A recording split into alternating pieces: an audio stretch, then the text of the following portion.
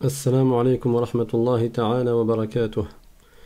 J'espère que vous allez bien. Aujourd'hui, Inch'Allah, nous allons parler du chapitre de Al-Muraqabatu Lillah, ou plutôt d'un hadith, dans ce chapitre-là, dans le livre toujours de Riyadus Salihin, de l'imam An-Nawawi, donc le livre Les Jardins des Vertueux. Bismillahirrahmanirrahim. Alhamdulillahi Rabbil Alamin, wa sallallahu wa sallam ala Sayyidina Muhammadin Taha al-Amin, وعلى آله وصحبه الطيبين الطاهرين اللهم لا سهل إلا ما جعلته سهلا وأنت يا حي يا قيوم تجعل الحزن إذا شئت سهلا اللهم علمنا ما جهلنا وذكرنا ما نسينا وانفعنا بما علمتنا وزدنا علما. La louange est à Allah, le Seigneur des mondes, et que l'honneur et l'élévation en degrés soient accordés à notre maître Muhammad sallallahu alayhi wa sallam, ainsi que la préservation de sa communauté de ce qu'il craint pour elle. Nous demandons à Allah qu'il nous fasse apprendre ce que nous ignorons, qu'il nous fasse nous rappeler de ce que nous avons oublié et qu'il nous augmente en connaissance. Et nous lui demandons de nous préserver de l'état des gens de l'enfer. Et nous demandons à Allah qu'il nous accorde une intention sincère, et que l'on recherche uniquement l'agrément de Dieu par ses bonnes actions. Donc, le 5e chapitre que l'imam An-Nawawi a cité dans son livre Les Jardins des Vertueux s'intitule Babul Muraqabah. Al-Muraqabah, ça veut dire se surveiller, le fait de se surveiller pour Dieu. C'est-à-dire de surveiller ses propres actes, que chacun surveille sa personne, surveille ce qu'elle accomplit, ce qu'elle fait, et cela pour Dieu, c'est-à-dire pour l'obéissance à Allah subhanahu wa ta'ala. Comme en début de chaque chapitre, l'imam An-Nawawi cite, avant de citer les hadiths du prophète sallallahu alayhi wa sallam qui concernent ce sujet, il cite quelques versets du Coran. Et parmi les versets du Coran qu'il a cités, il y a le verset « Wa huwa ma'akum aynama kuntum ». C'est un verset du Coran qui veut dire que Allah ta'ala sait tout ce que nous faisons.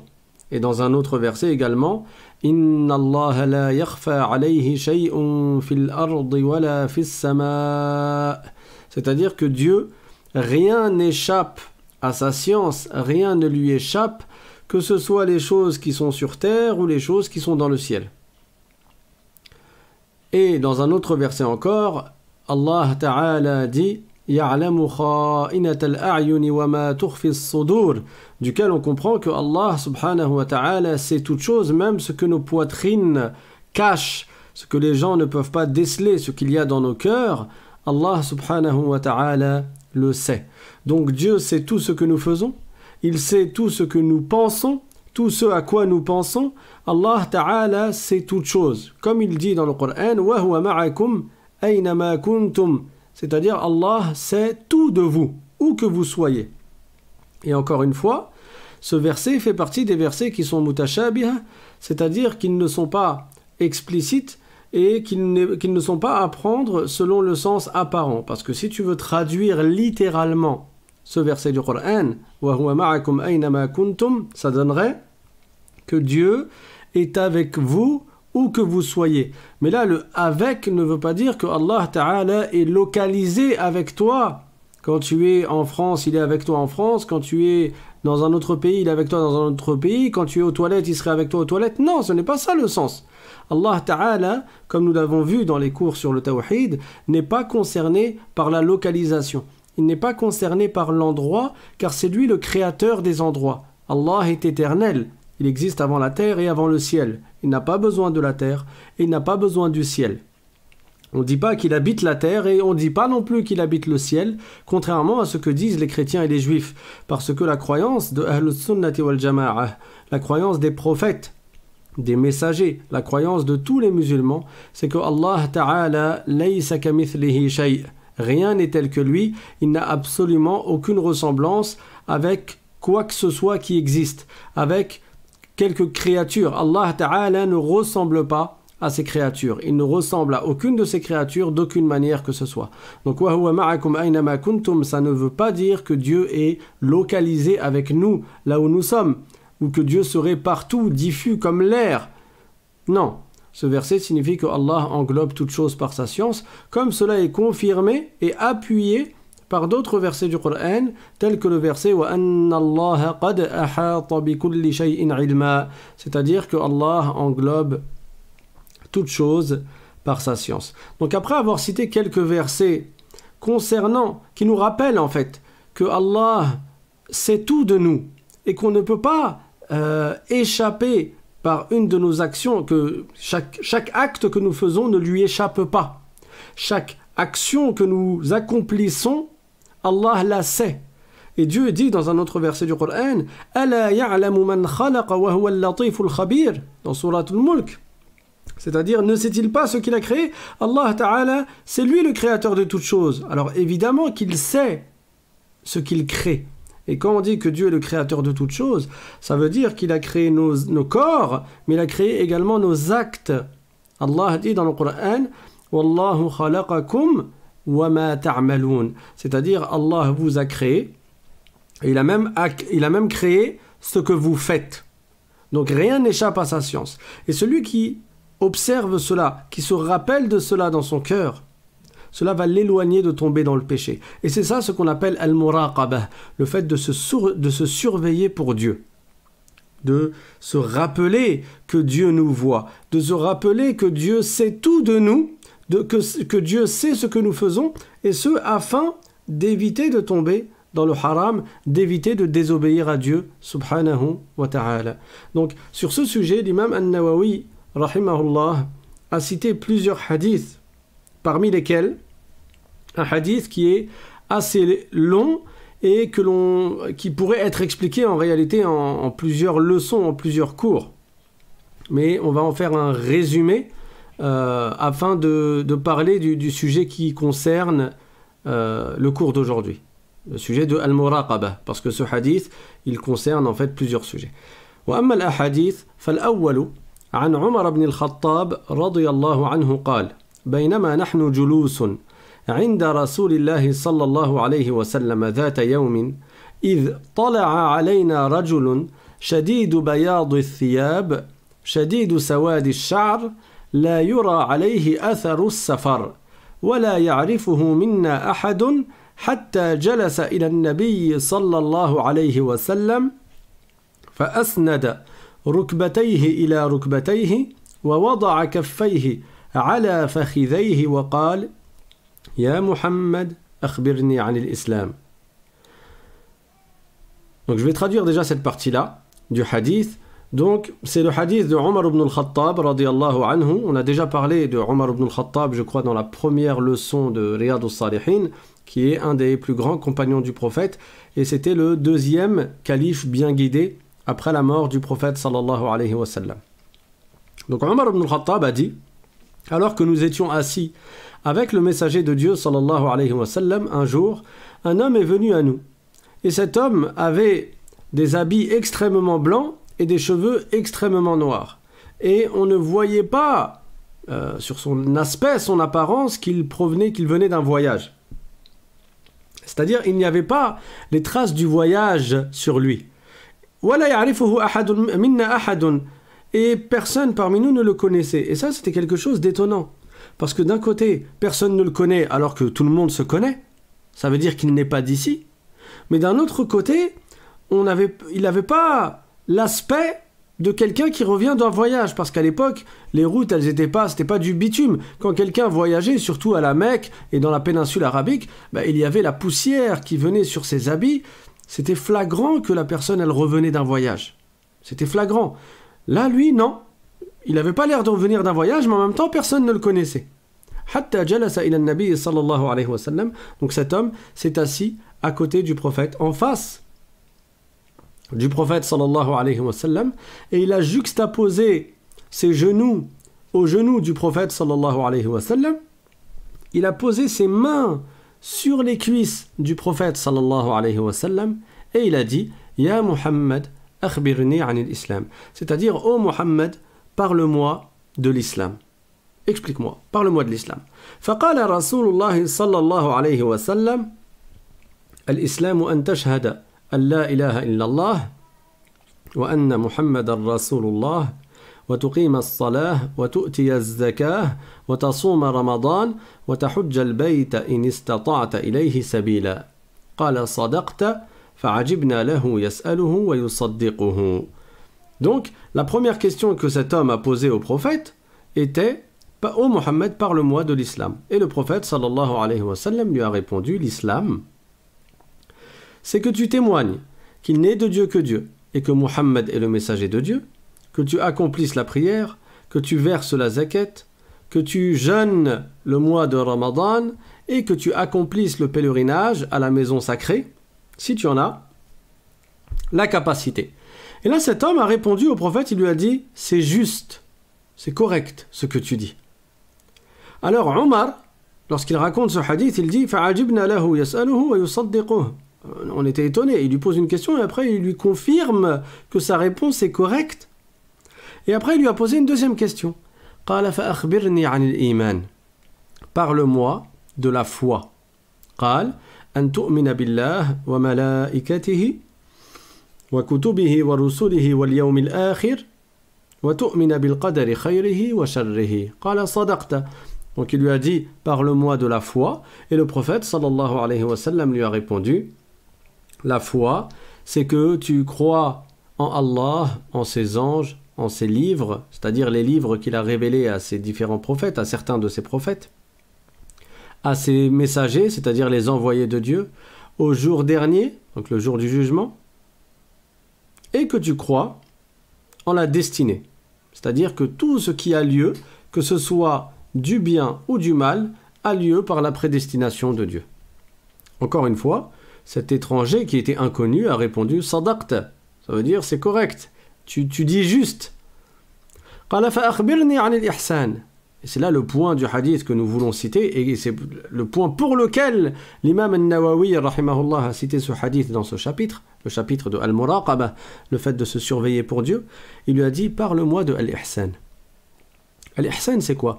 Le terme Ihsan dans la langue arabe signifie le fait d'accomplir le bien. Mais il y a différentes formes de bien, il y a différents degrés du bien. Et là, le prophète sallallahu alayhi wa sallam va lui répondre à la meilleure forme de bien. Al-Ihsan dans sa plus haute sphère. Al-Ihsan, l'accomplissement du bien au top. L'accomplissement du bien dans sa forme la plus élevée. Et le prophète lui a dit قال أن تعبد الله كأنك تراه فإن لم تكن تراه فإنه يراك. C'est-à-dire, c'est que l'ihsan, c'est que tu adores Dieu comme si tu le voyais, et même si toi tu ne le vois pas, sache que Dieu te voit. Et ce degré-là, qui est d'adorer Dieu comme si on voyait Dieu, c'est un degré qui est très élevé dans la foi et dans l'obéissance à Allah subhanahu wa ta'ala. Parce qu'il n'y a absolument aucun doute que si on voyait Dieu, on ne lui aurait pas désobéi. Et donc celui qui adore Dieu comme s'il le voyait, il ne lui désobéit pas. Et ça, c'est la plus grande forme de ihsan, c'est la plus grande forme d'accomplissement de bien et de vertu.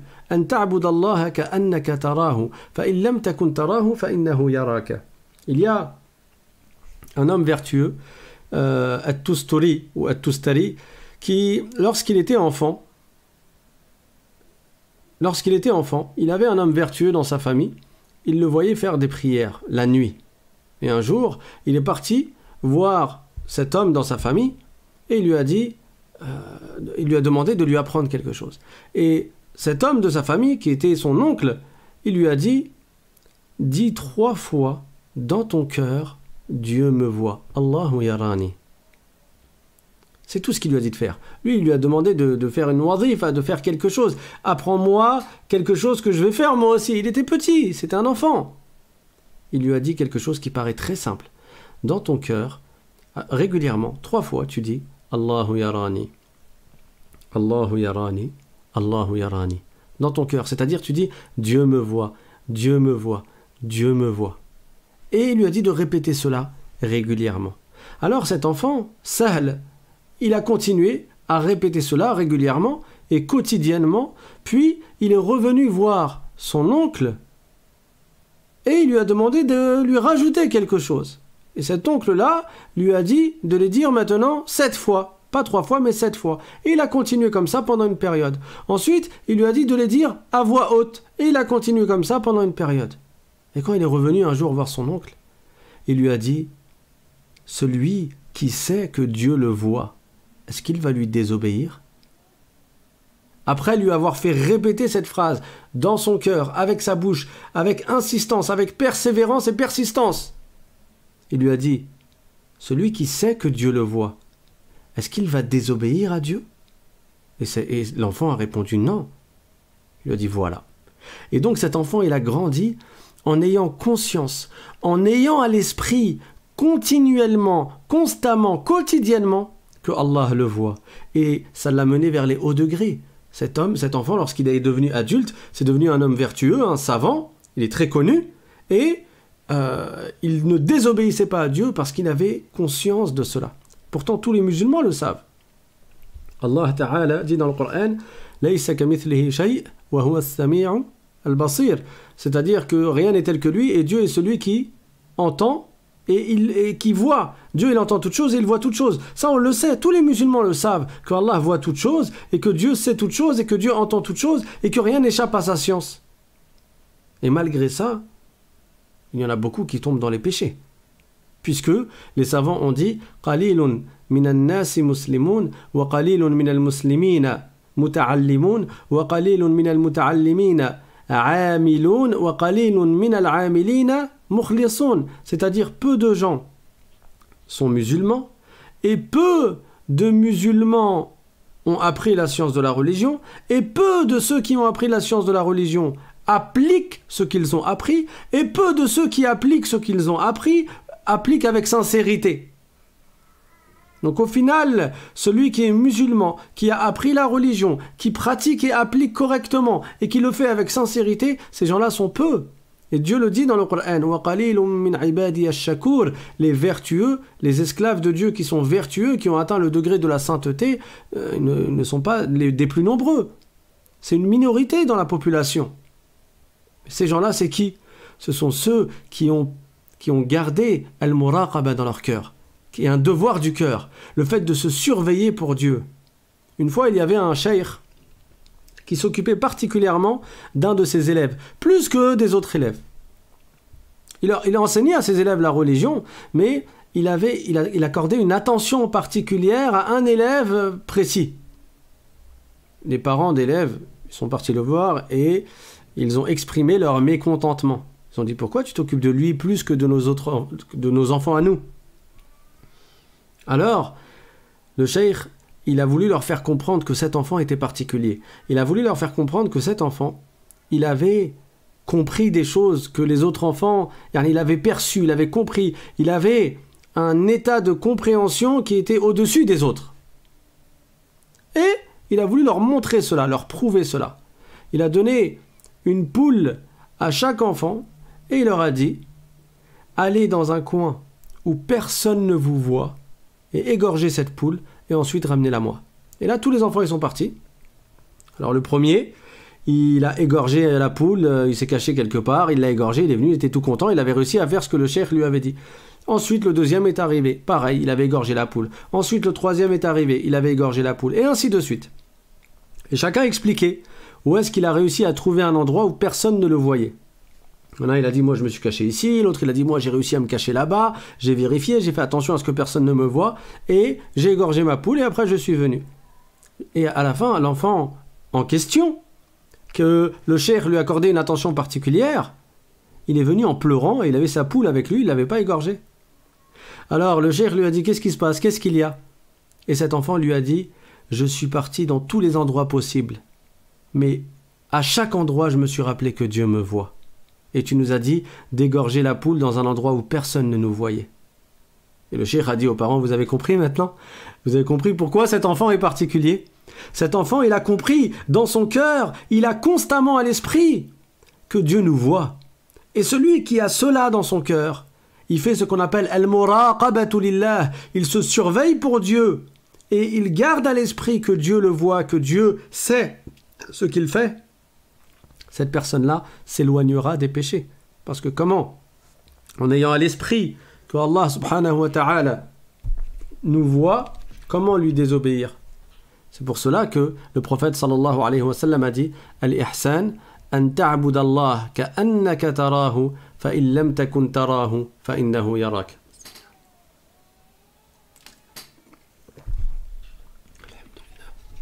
Donc, ce hadith nous indique que les meilleurs des gens sont ceux qui adorent Dieu comme s'ils voyaient Dieu. Ils adorent Dieu comme s'ils voyaient Dieu.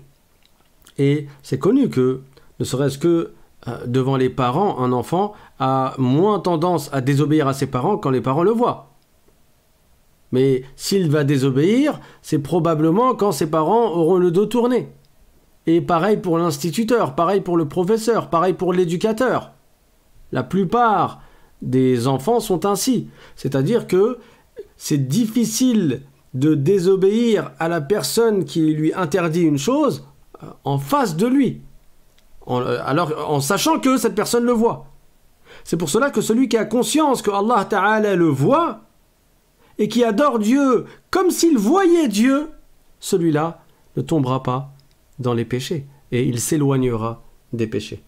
Dans la suite du hadith, on va continuer à le lire, même si on ne va pas expliquer le hadith dans sa totalité aujourd'hui, parce que c'était ce sujet-là que nous souhaitions expliquer. Donc cet homme ensuite a dit قال فأخبرني عن الساعة قال ما المسؤول عنها بأعلم من السائل. Il lui a dit parle-moi de الساعة, c'est-à-dire l'heure du jugement dernier, la fin des temps, le moment où ce sera la fin de ce monde. Et le prophète sallallahu alayhi wa sallam lui a répondu celui qui est interrogé n'a pas plus de connaissances là-dessus que celui qui interroge. C'est-à-dire, j'en sais pas plus que toi. Seul Allah sait le moment de la fin du monde. Alors, cet homme a dit parle-moi alors des signes de la fin du monde. Parle-moi des signes de as-sa'a, des signes qui vont indiquer que l'heure approche. Et là, le prophète sallallahu alayhi wa sallam a cité quelques signes. قال أن تلد الأمة ربتها وأن ترى الحفاة العراة العالة رعاء الشاء يتطاولون في البنيان. Il lui a cité deux exemples de signes de la fin du monde. Et comme je vous avais dit, Inch'Allah, on fera une série de cours sur les signes de la fin du monde qui ont été évoqués dans les différents hadiths du prophète sallallahu alayhi wa sallam. Mais là, dans ce hadith, le prophète a parlé de أن تلد الأمة ربتها, c'est-à-dire que parmi les signes de la fin du monde, il y a que une esclave donnera naissance à sa maîtresse. Et certains savants ont expliqué ce hadith par le uquq de al-walidain, c'est-à-dire le grand péché de la nuisance envers les parents, la nuisance extrême envers les parents qui va se propager au point que la maman, elle va donner naissance à des enfants qui vont agir avec elle comme si c'était leur esclave. Et bien sûr, on est en plein dans cette époque-là. Ce signe de la fin du monde est déjà arrivé. Combien d'enfants agissent avec leurs parents comme si les parents étaient leurs esclaves? Et le deuxième, c'est-à-dire qu'ils font en sorte que ce soit les parents qui soient au service de leurs enfants, alors au lieu d'être eux-mêmes au service de leurs parents. Et le deuxième signe de la fin du monde que le prophète sallallahu alayhi wa sallam a cité,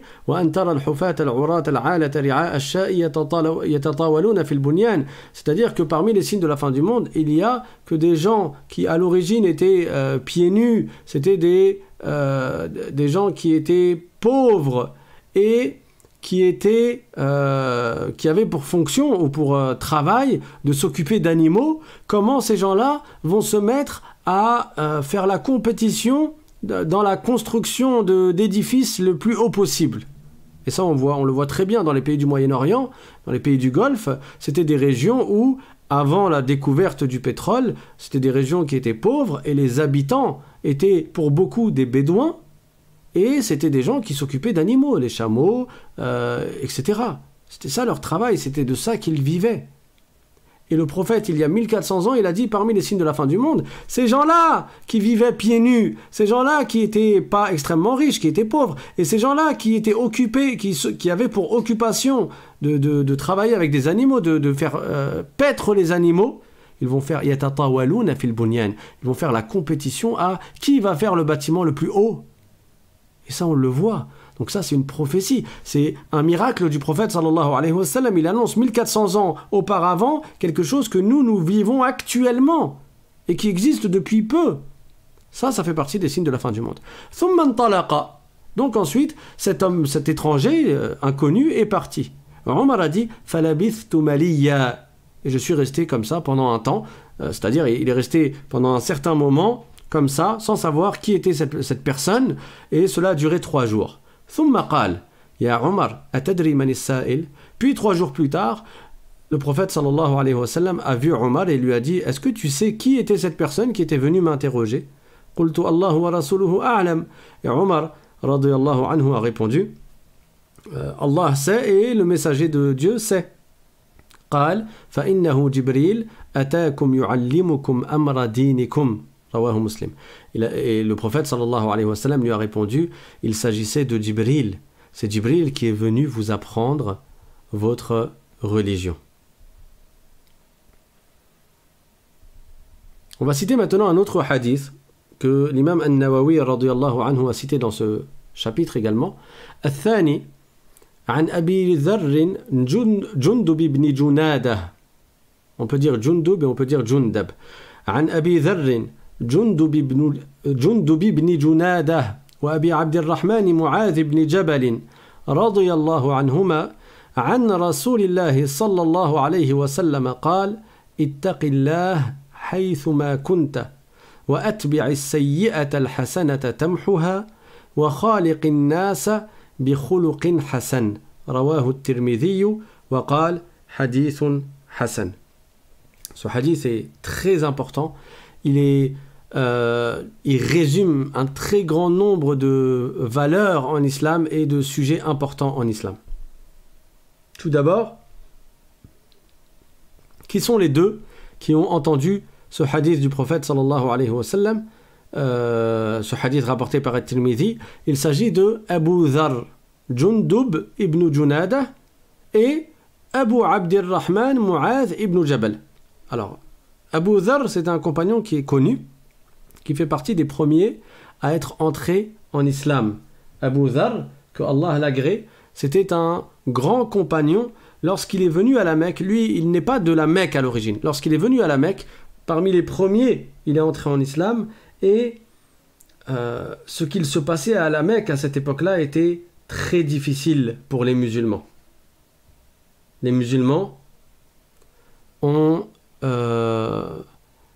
ils ont subi beaucoup d'injustices de la part des mécréants, de la part des égarés, des associateurs. Et donc le prophète sallallahu alayhi wa sallam a dit à Abu Dharr de ne pas rester à la Mecque, mais de retourner dans sa tribu. Alors il a obéi au prophète, et plus tard il est revenu voir le prophète sallallahu alayhi wa sallam. Mais comme à cette période-là, c'était très difficile pour les musulmans à la Mecque, Abu Dharr, il lui est arrivé pendant plusieurs jours de ne rien manger. Plusieurs jours, il ne mangeait pas. Et lui, il était capable de rester ainsi. Parce que lui, ce qui comptait pour lui, c'était de rester auprès du messager, sallallahu alayhi wa sallam. Il voulait absolument rester auprès du prophète, sallallahu alayhi wa sallam. Mais le prophète, il lui a dit de retourner dans sa tribu. Donc il est reparti dans sa tribu, et plus tard, il est revenu ensuite voir le prophète.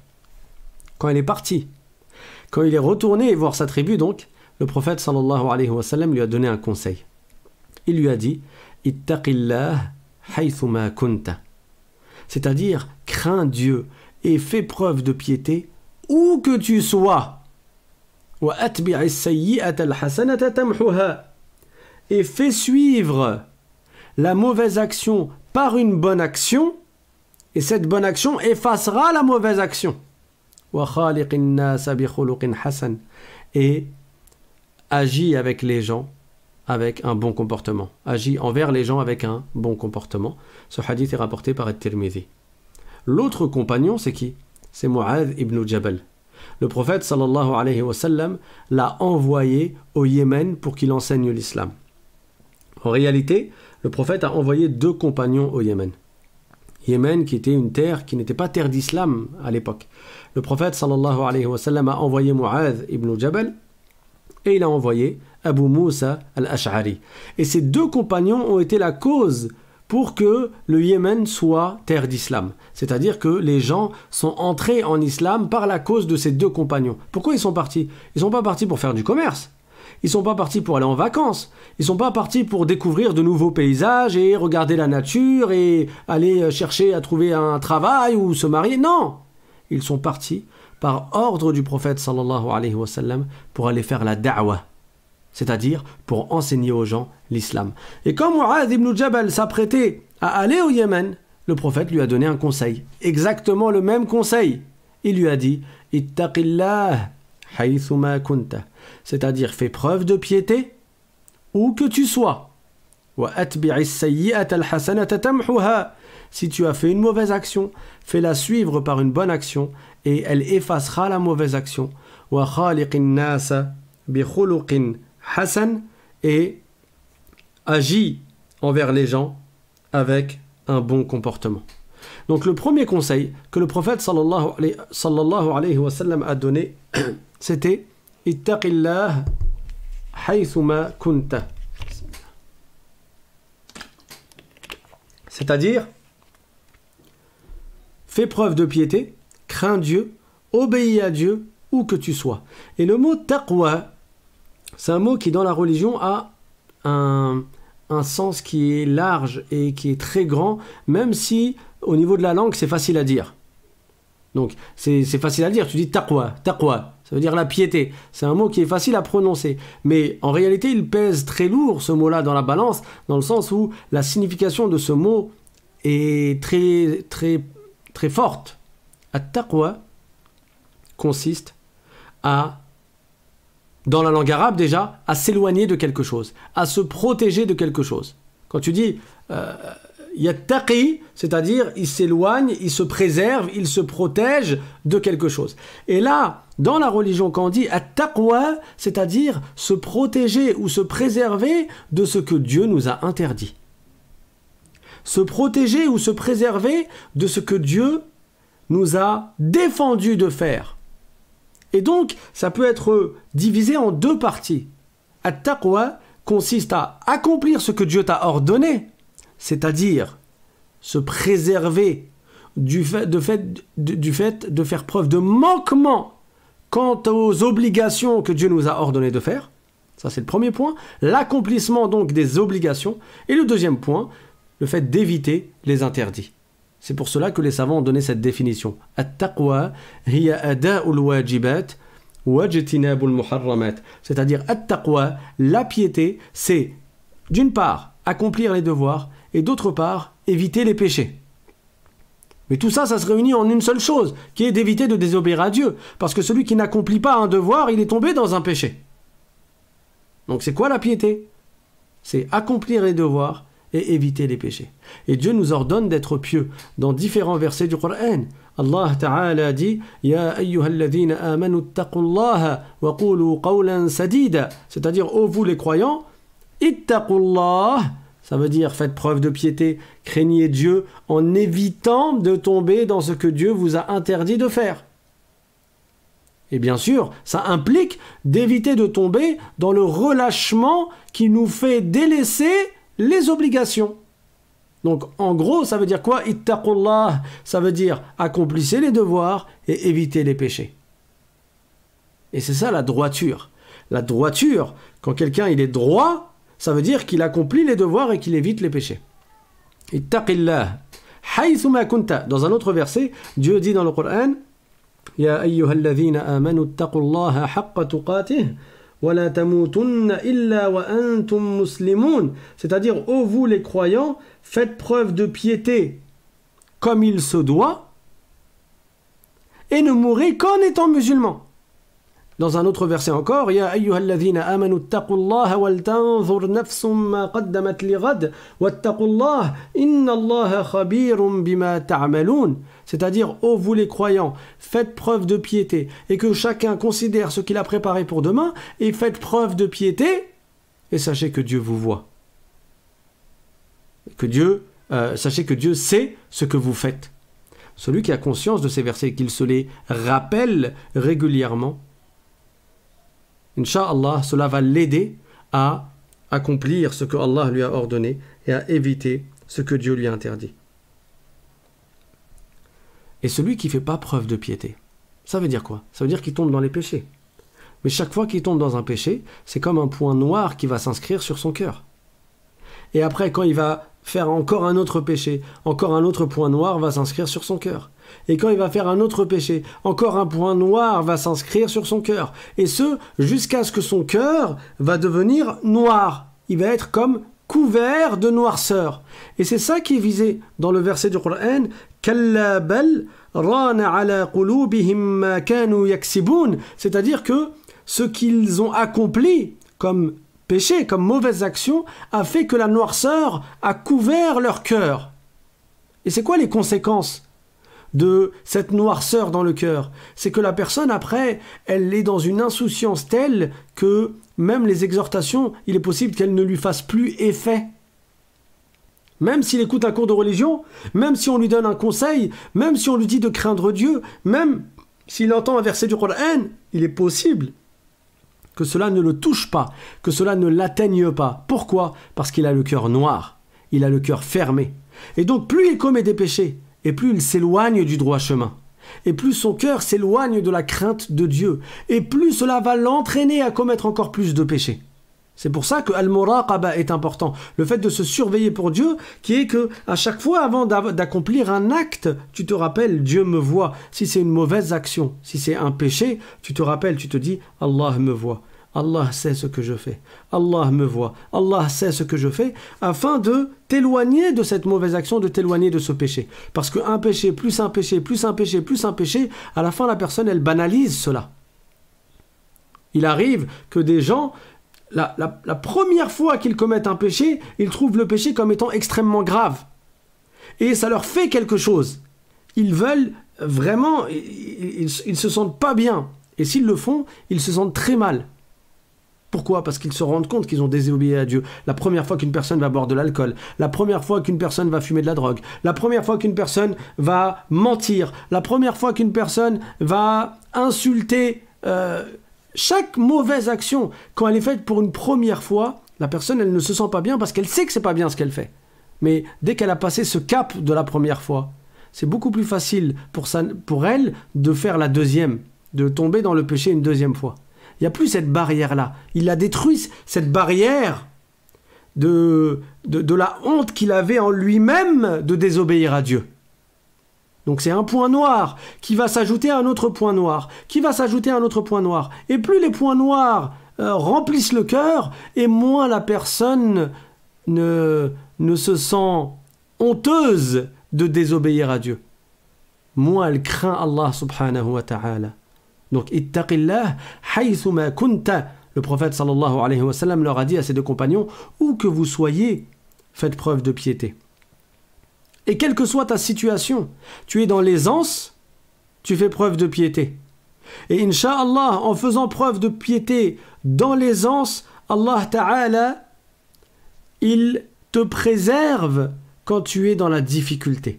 Et ça, c'est tiré d'un autre hadith, qui est d'ailleurs le hadith suivant. Je ne pense pas qu'on aura le temps d'en parler, en tout cas aujourd'hui, mais dans un autre hadith rapporté par An-Nawawi dans ce livre, le prophète sallallahu alayhi wa sallam a donné conseil à un compagnon qui s'appelle Ibn Abbas et qui était son cousin, et il lui a dit « Ya ghulam, inni u'allimuka kalimat, ihfadillah yahfadhka.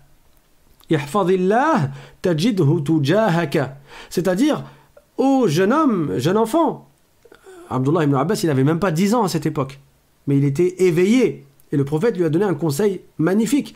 Il lui a dit « Ihfadillah yahfadhka ». Ihfadillah, ça ne veut pas dire « protège Dieu ». Dieu, il n'a pas besoin d'être protégé. Dieu, il ne subit aucune nuisance de qui que ce soit. Mais, en fait, c'est un sens figuré dans la langue arabe qu'on appelle majazul hadf, et qui consiste à supprimer de la phrase un mot parce qu'il est compris du reste des mots dans la phrase. En réalité, ihfadillah, ça veut dire ihfad awamir Allah. Ça ne veut pas dire protège Dieu. Tu ne vas pas traduire littéralement. Encore une fois, les hadiths, les versets du Coran, on ne va pas les traduire bêtement et littéralement.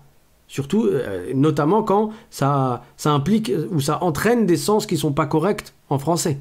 Yahfazillah, comment tu vas le traduire? Tu vas le traduire par la signification de cette expression. Ça veut dire préserve-toi des péchés, des interdictions que Dieu t'a interdit de faire. Ou préserve-toi, ou Yahfazillah dans le sens plutôt Yahfaz awamir Allah, c'est-à-dire préserve les ordres de Dieu en les accomplissant. Persévère dans l'accomplissement de ce que Dieu t'a rendu obligatoire. Yahfazka, ça veut dire en faisant preuve de piété, en préservant les obligations, c'est-à-dire en continuant à les faire. Dans l'aisance, tu seras dans la difficulté, Dieu te protégera. Il te protégera de quoi? Par exemple, il te protège de tomber dans le péché suite à l'épreuve qui t'a touché. Rappelez-vous, dans le cours sur la patience, on a dit que la personne est récompensée lors d'une épreuve à condition qu'elle ne tombe pas dans un péché suite à cette épreuve. Donc, ihfazillah, yahfazka, ça veut dire que si tu es dans l'aisance, toi, tu persévères dans l'accomplissement de ce que Dieu t'a ordonné de faire, tu te surveilles pour Dieu. Quand tu seras dans la difficulté, Dieu te protégera. Si tu es en bonne santé et tu persévères dans l'accomplissement de ce que Dieu t'a ordonné et tu fais preuve de piété, quand tu seras dans la maladie, Dieu te protégera. Te protège par exemple de tomber dans les péchés suite à cette maladie. Etc., etc. Il y a plein de cas de figure. Tu es dans cette vie, dans ta jeunesse, tu préserves les ordres de Dieu, tu obéis à Dieu. Quand tu seras dans ta vieillesse, Allah Ta'ala protégera par exemple tes organes. Et c'est ce qui est arrivé à un grand savant qui s'appelle Abu Shuja'. Abu Shuja', c'était un homme vertueux, il a vécu 160 ans. Et quand il était extrêmement âgé, donc il approchait de sa mort, les gens se sont rendus compte qu'il avait encore, il était en pleine forme du point de vue de ses organes. Il voyait très bien, il entendait très bien, il avait une bonne vue, une bonne ouïe. Et les compagnons lui ont dit, ses compagnons, ses élèves, ils lui ont dit, mais comment as-tu fait pour avoir une si bonne santé à l'âge que tu as maintenant? Il a vécu 160 ans. Et il leur a répondu,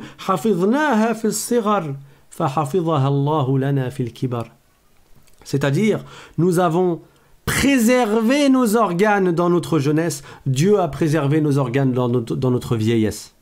C'est-à-dire, quand j'étais jeune, je faisais en sorte de ne pas tomber dans les péchés des yeux, de ne pas désobéir à Dieu avec mes yeux, de ne pas désobéir à Allah avec ma langue, de ne pas désobéir à Allah avec mes oreilles, de ne pas écouter du haram, de ne pas parler avec des paroles haram, de ne pas utiliser mes pieds dans le haram. Quand j'ai vieilli, Allah Ta'ala a protégé mes organes de la faiblesse et il a fait que je garde toujours cette force dans ma santé et dans ma vue et dans mon ouïe.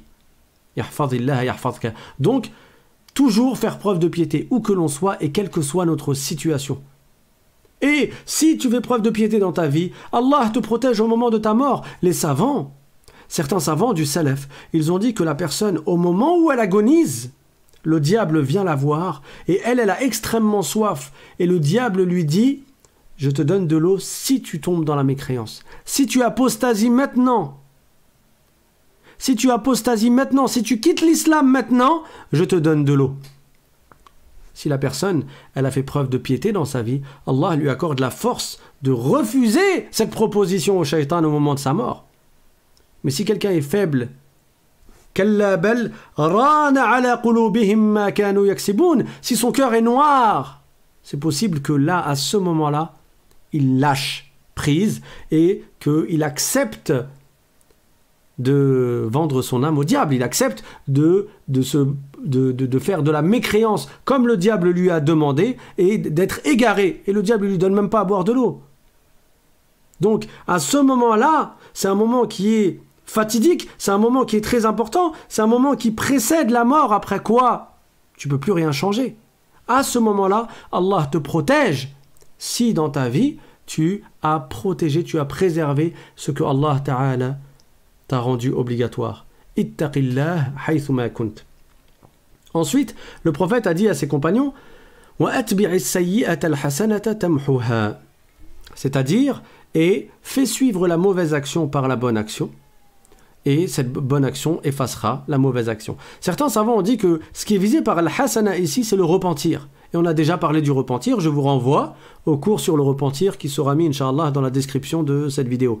Donc, le repentir, il efface la mauvaise action.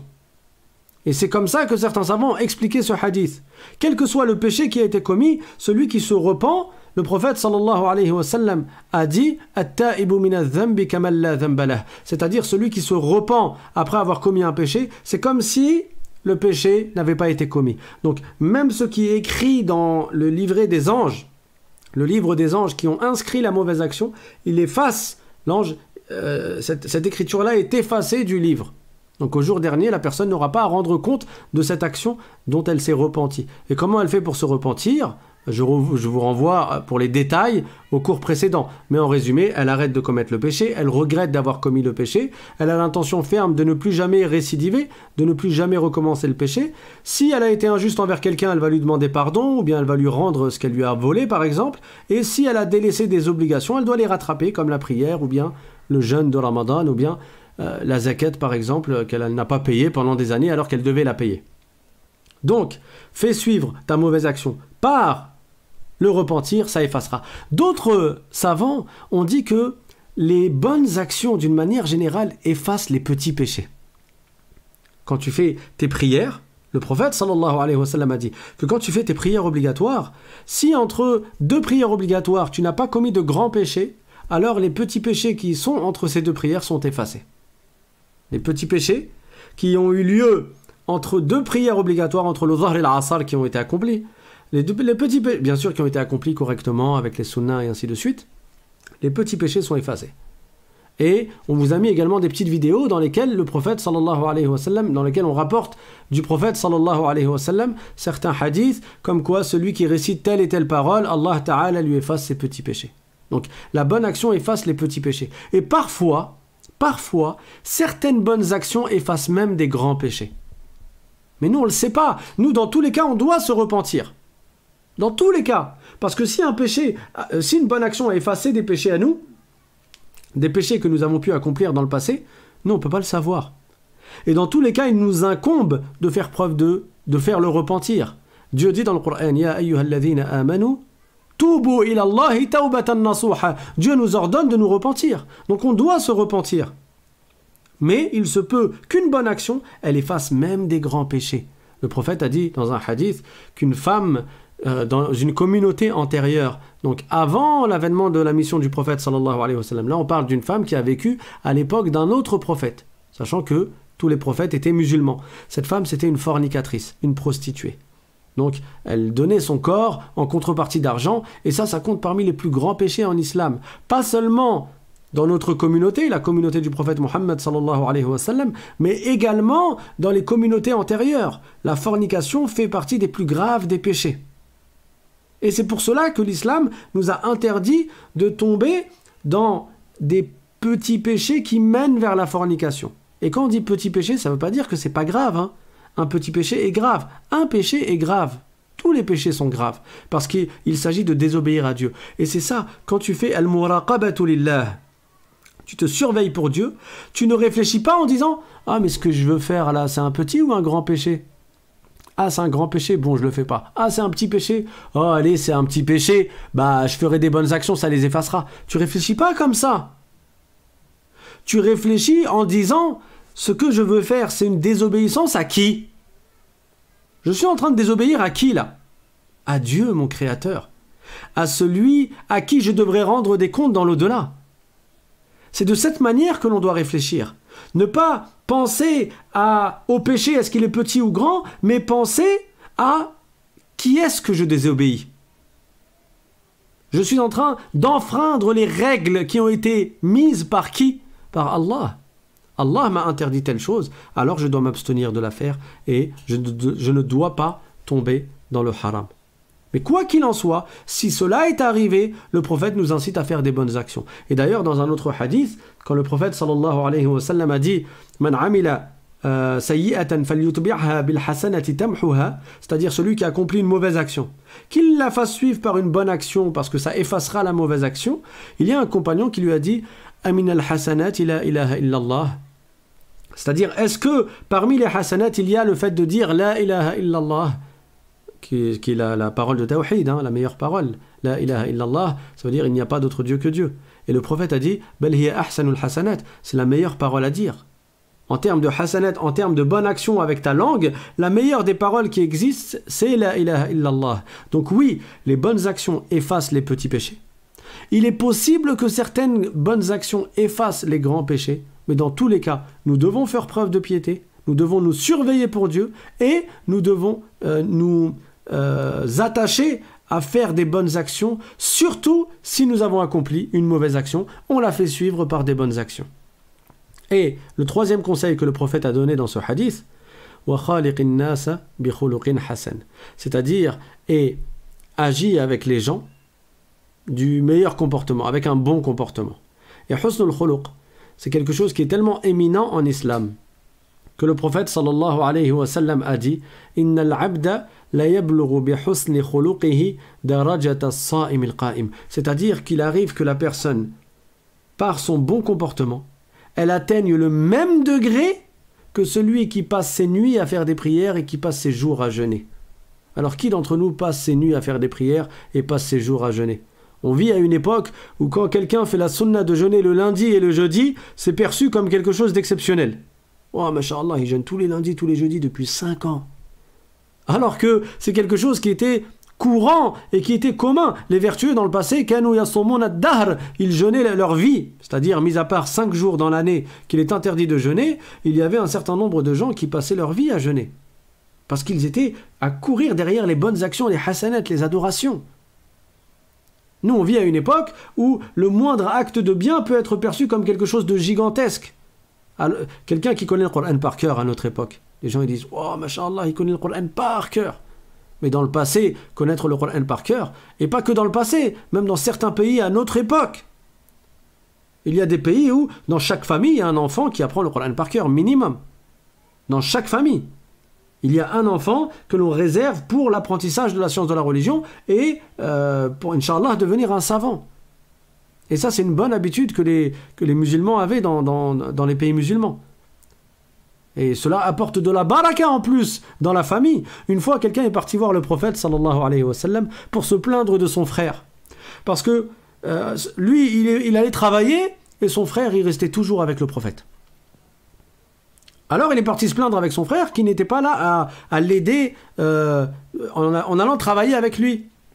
Et le prophète sallallahu alayhi wa sallam lui a répondu la'allaka turzaqu bihi, dans le sens, c'est-à-dire c'est possible que c'est par sa baraka que Dieu t'accorde la subsistance à toi. Alors oui, tu vas travailler et c'est bien, bien sûr. Le prophète a incité à gagner son argent par le travail de ses propres mains. Ça, c'est quelque chose qui est louable en islam. N'attends pas l'aide des autres, mais avec tes mains, tu vas chercher ta subsistance.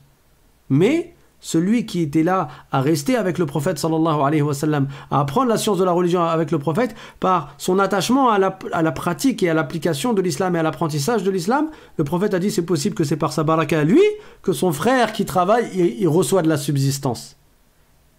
Et c'est Dieu qui accorde la subsistance à qui il veut. Et nous, dans tous les cas, on doit faire preuve de piété. Parfois, tu vois 2 magasins collés qui vendent la même chose. Il y en a un, il fait un carton, et l'autre, il n'arrive à rien vendre du tout.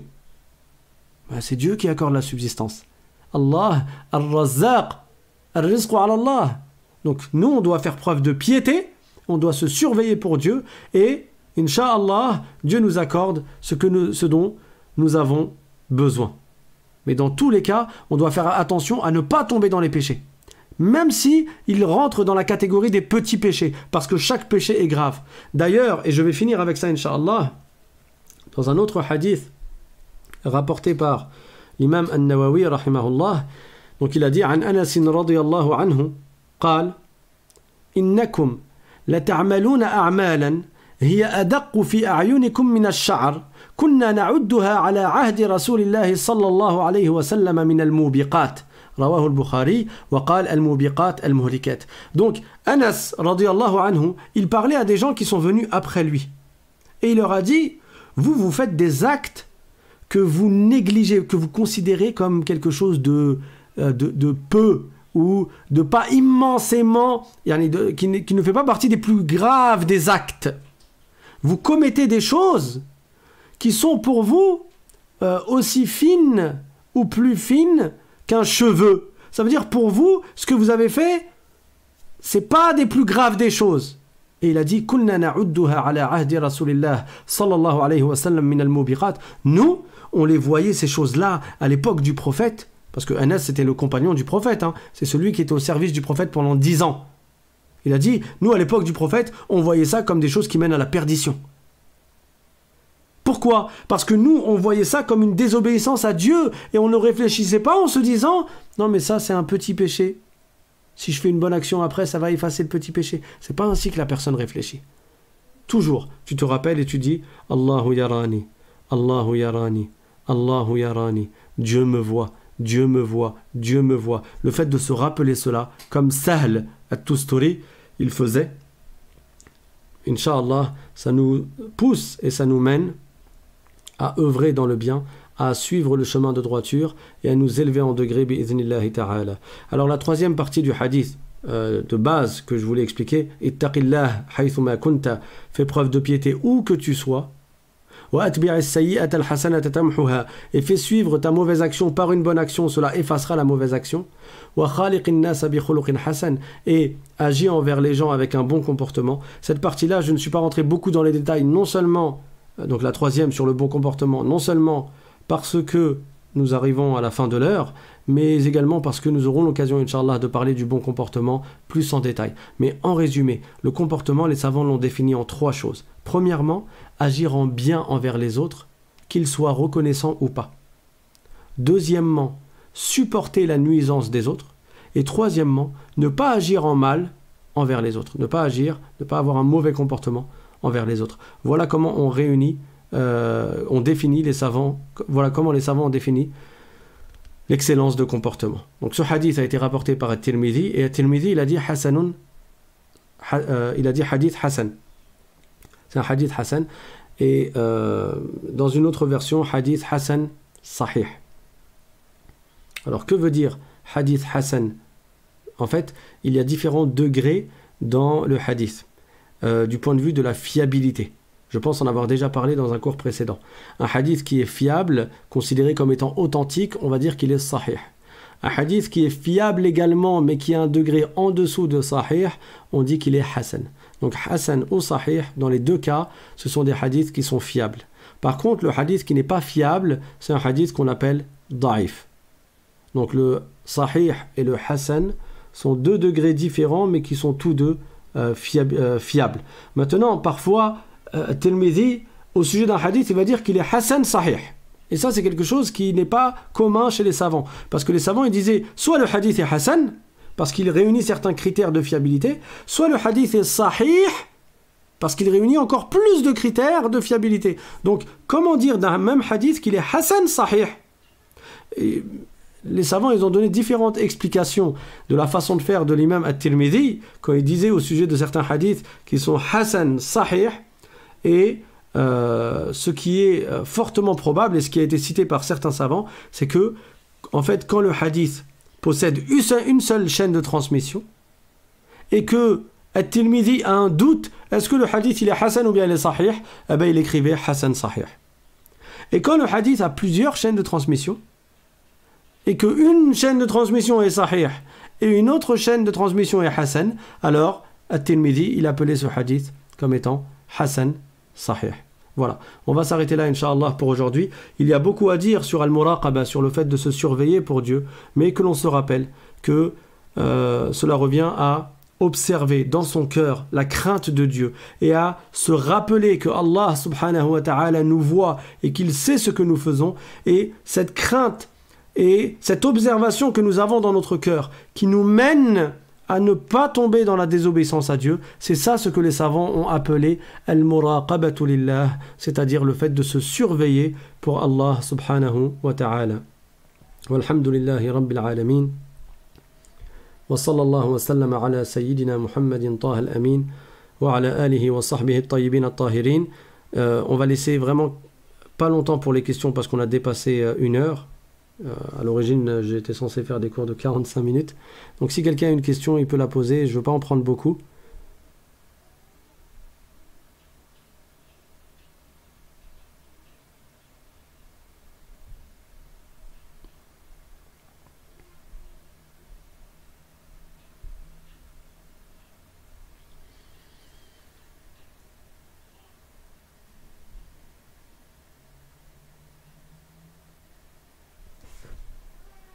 Bon, visiblement, je ne sais pas si c'est le taux de latence qui est lent ou s'il n'y a pas de question du tout. Ah, ça y est, les questions, elles commencent à arriver. Donc, est-ce qu'on peut avoir les hadiths cités? Alors oui, je vous avais dit la semaine dernière qu'Inch'Allah, j'allais le faire. Bon, j'ai pas pris le temps de le faire cette semaine, mais j'ai l'intention de vous mettre les hadiths que j'ai cités, les hadiths de An-Nawawi, de vous les mettre, Inch'Allah ta'ala. Donc, si vous... moi, je vous incite à les apprendre par cœur. Hein. Ce sont des hadiths qui sont éminents, qui comportent beaucoup de sens, et c'est en se rappelant ces hadiths-là qu'on applique notre religion, justement. Il y a une question, le bon comportement est-il valable aussi envers les mécréants? Bien sûr. Le prophète sallallahu alayhi wa sallam avait un excellent comportement et c'est ce qu'il a transmis à ses compagnons et même envers les non-musulmans. Même Dieu dans le Coran, il fait l'éloge de ceux qui donnaient à manger aux gens qui n'étaient pas musulmans. Allah Ta'ala dit dans le Coran وَيُطْعِمُونَ الطَّعَامَ عَلَى حُبِّهِ مِسْكِينًا وَيَتِيمًا وَأَسِيرًا. C'est-à-dire que c'est-à-dire que Allah fait l'éloge de ceux qui donnent à manger, que ce soit aux pauvres, miskin, aux yatim, aux orphelins, ou asira. Et au asir, le asir, c'était des mécréants. Donc, on agit en bien envers les musulmans et on agit en bien envers les non-musulmans également. C'est ça ce qui est enseigné en islam.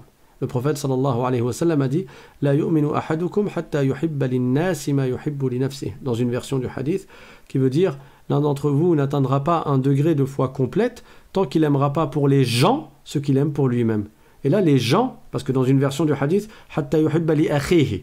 Dans une version, c'est tant qu'il n'aime pas pour son frère, c'est-à-dire son frère en islam, ce qu'il aime pour lui-même. Mais il y a une version qui est plus globale et qui est hatta yuhibba linnasi. Et ça englobe même les non-musulmans. Ce que tu aimes pour toi-même, tu le souhaites pour eux également.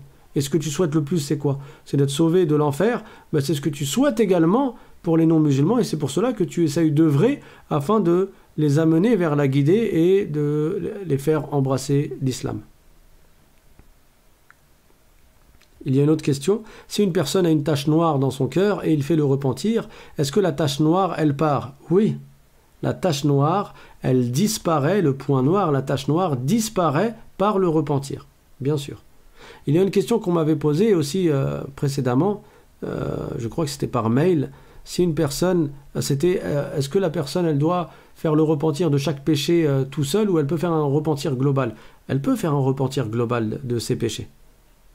Si une personne, elle a commis beaucoup de péchés, elle insultait les gens, elle frappait les gens, elle volait, elle tombait dans la fornication, elle buvait de l'alcool, et ensuite elle veut se repentir, elle peut se repentir de tous ses péchés en même temps. Oui, le repentir efface tout péché, même un grand péché. Même la mécréance, quelqu'un qui se repent de la mécréance en entrant en islam, sa mécréance est effacée. Quelqu'un qui se repent de sa mécréance en la délaissant, en la jetant de son cœur et en récitant les deux témoignages, sa mécréance est effacée, elle revient à l'islam. Et quelqu'un qui est tombé dans la fornication qui compte parmi les plus graves des péchés, ou qui est tombé dans le gain usuraire qui compte parmi les plus graves des péchés, ou qui a délaissé la prière pendant des années, et cela fait partie des plus graves des péchés, celui-là, s'il se repent en accomplissant un repentir complet, ses péchés sont effacés, oui. Alors la phrase en arabe qui veut dire Allah nous voit, c'est Allahu yarana. Et si tu parles de toi-même, Allah me voit, ça veut dire Allahu yarani. Bien sûr, quand on dit Dieu nous voit, on ne va pas s'imaginer un bonhomme avec des yeux qui nous regardent. Allah ne ressemble pas à ses créatures. On a déjà expliqué que Dieu n'est pas un corps et qu'il n'est pas concerné par les parties du corps. Dieu n'est pas concerné par les organes. Mais on doit croire qu'il a pour attribut la vue, et ça on le verra plus en détail dans les cours sur la croyance.